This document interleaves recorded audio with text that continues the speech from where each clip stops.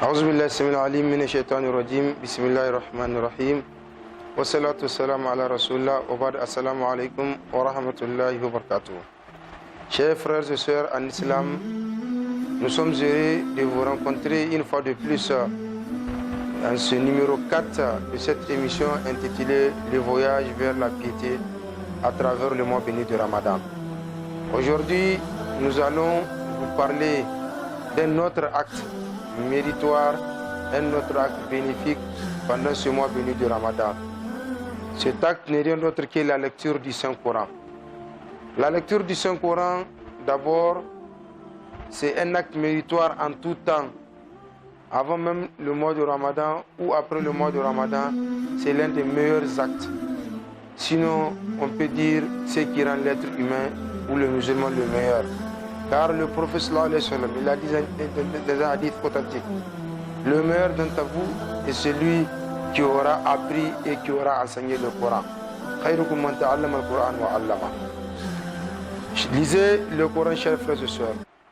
Le prophète sallallahu alayhi wa sallam, il dit Iqra al-Qur'an, lisez le Coran, fa innahu ya'ati shafi'an liqari'i yawm al-qiyamah. Lisez le Coran, chers frères et sœurs, car le prophète sallallahu alayhi wa sallam l'a dit, c'est lui-là qui ne parle que sur révélation, il ne parle pas sur le fait de sa passion. Il dit, lisez le Coran car il viendra comme un intercesseur le jour du dernier en faveur de celui qui le lit de son lecteur. Donc, lisez le Coran, chers frères et sœurs en islam. Le Coran, c'est l'ami du mois de Ramadan. Le mois de Ramadan aussi, c'est l'ami du Coran. C'est dans le mois béni de Ramadan que le Coran fut révélé. Allah subhanahu wa ta'ala, il a dit Shahr Ramadan alladhi unzila fihi al-Qur'an hudan lin-nas wa bayyinatin min al-huda wal-furqan. C'est dans ce mois béni de Ramadan que le Coran fut révélé pour qu'il soit un guide pour l'humanité. Donc le Coran est un guide. Le Coran est la lumière qui illumine la voie pour le musulman. La lecture du Coran est l'un des meilleurs actes que le musulman peut accomplir, surtout pendant ce mois béni de Ramadan. C'est pourquoi, chers frères et sœurs, en islam, on ne peut pas ne pas se rappeler sur la lecture du Coran. Chers frères et sœurs en islam, on doit profiter pleinement de ce mois béni de Ramadan pour lire autant de fois qu'on peut le Coran, car c'est le meilleur livre, c'est le meilleur texte qui a été révélé d'Allah subhanahu wa ta'ala. Et surtout pendant ce mois béni de Ramadan. Et nous savons que déjà les récompenses sont multipliées à travers ce mois béni de Ramadan. Et raison pour laquelle on ne doit pas s'en passer de lire le Coran pendant ce mois béni de Ramadan. Le prophète sallallahu alayhi wa sallam, dans un hadith authentique rapporté par Bukhari et Muslim, il dit c'est le croyant qui lit le Coran, il est comme une citronnelle. Le croyant qui lit le Coran, il est comme une citronnelle. Cela veut dire une citronnelle qui a l'odeur très bonne à sentir et aussi il a un très bon goût. Voilà donc le croyant. Cela veut dire son apparence est bonne et aussi sa partie cachée est bonne. Voilà ce que le professeur sallam comment il nous décrit le lecteur du Coran sur le croyant. Et il dit le lecteur du Coran, le musulman, le croyant qui ne lit pas le Coran, il est comme le basilic. Cela veut dire quoi? Il a une bonne odeur mais son goût n'est pas bon, parce qu'il n'a pas un goût. Le musulman, plutôt, il est comme une date. Le musulman qui ne lit pas le Coran qui ne lit pas le Coran, il est comme une date. Il est comme une date, c'est-à-dire il n'a pas de goût, il n'a pas d'odeur, mais son goût est bon.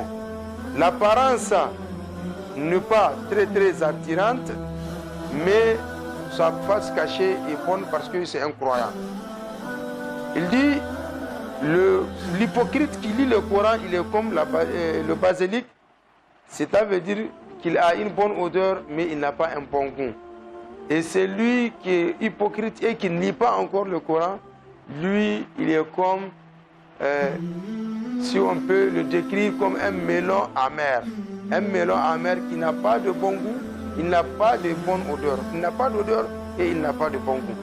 Donc, le croyant qui lit le Coran est le meilleur, parce que le prophète l'a décrit comme un citronnelle.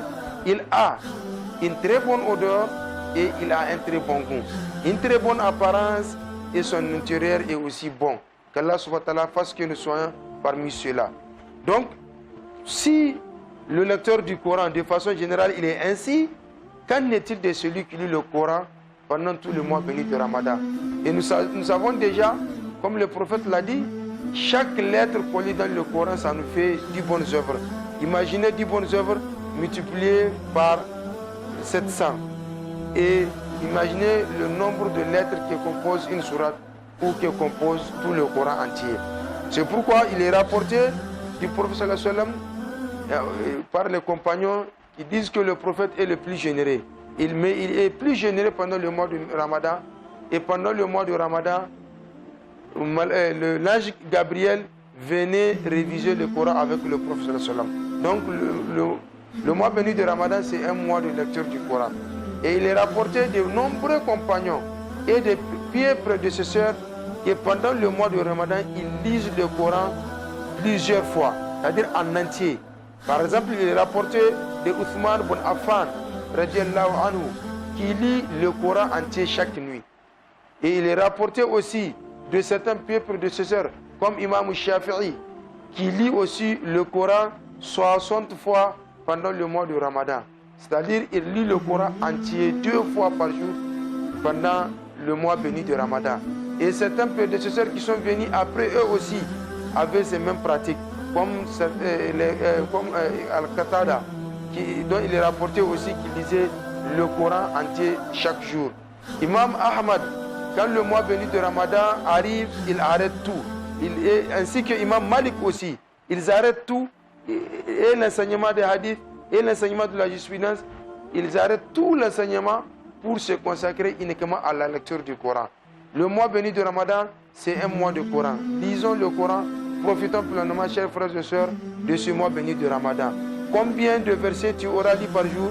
Combien de sourates tu auras lu par jour? Et combien de fois tu auras lu le Coran entier pendant ce mois béni de Ramadan? Que chacun ne dise pas, je ne suis pas un oustaz ou je ne suis pas un alim, un grand savant. Non, le peu que tu connais, répète-le. Tu connais un seul hizib du Coran, lis ce hizib-là plusieurs fois. Si tu peux le lire 10 fois par jour, ça te fait déjà 10 hizib. En 6 jours, c'est comme si tu auras descendu le Coran en entier. Si tu pourras lire 2 hizib, lis ces 2 hizib-là. Ne laisse pas le fait que tu n'as pas le Coran entier te faire comprendre que tu ne fais pas partie de ceux dont on attend de la lecture du Coran pendant ce mois béni de Ramadan. Et un programme simple, il suffit de lire 4 pages. 4 pages après chaque prière, ça t'aura fait le Coran entier pendant le mois béni de Ramadan, parce que ça t'aura donné 20 pages par jour, 20 pages par jour, et les 20 pages font environ 2 hizib. Pendant le mois béni de Ramadan, tu auras lu le Coran entier au moins une fois. Et si tu fais 8 pages après chaque prière obligatoire, ça te fera le Coran entier 2 fois, ainsi de suite. Faisons un programme pour lire le Coran entier. Le prophète sallallahu alayhi wa sallam révisait le Coran pendant le mois de Ramadan. Ses compagnons révisaient le Coran, ils lisaient le Coran entier, soit une fois par jour, certains 2 fois, soit 3 fois pendant le mois, certains plusieurs fois. Certains, il est rapporté même que certains lisaient le Coran 8 fois par jour, le Coran entier. C'est bien faisable pour quelqu'un qui est un ami du Coran, un vrai lecteur du Coran. Et toi, mon frère, qu'est-ce que tu attends pour être parmi les amis du Coran? Qu'est-ce que tu attends pour bénéficier de ce mois béni de Ramadan, le mois du Coran, pour lire le Coran et faire assez de provisions pour toujours? Ainsi, Allah subhanahu wa ta'ala nous permettra d'atteindre la piété à travers la lecture du Coran et l'accomplissement des bonnes actions.